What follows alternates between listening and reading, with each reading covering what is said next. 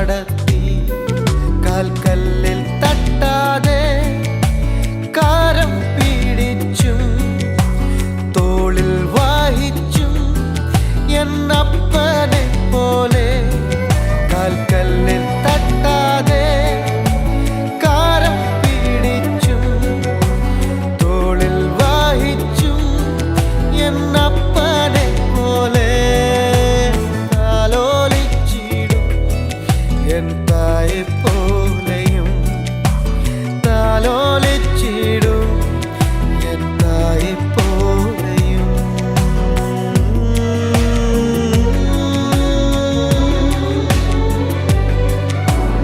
അങ്ങേ മാത്രം ഉയർത്തിയിടുന്നേ എന്നപ്പനെ.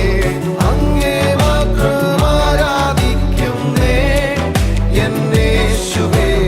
അങ്ങേ മാത്രം ഉയർത്തിയിടുന്നേ എന്നപ്പനെ.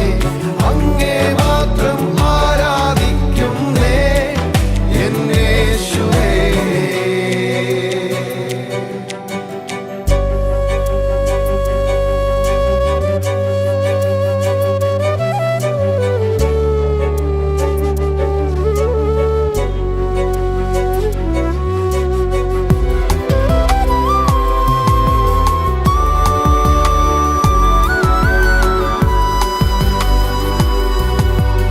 ചോദിച്ചതിലും നനച്ചതിലും അത്യന്തം പരമാ എന്നിൽ നൽകിയും.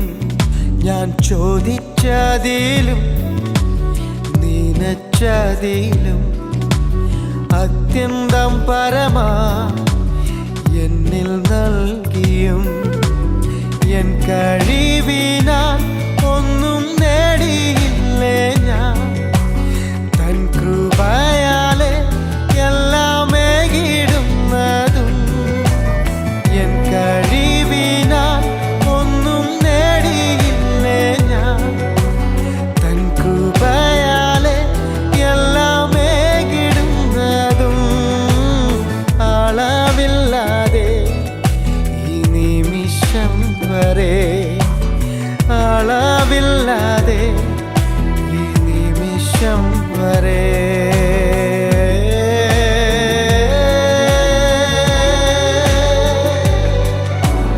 അങ്ങേ മാത്രം ഉയർത്തിയിടുന്നേ എന്നപ്പനെ.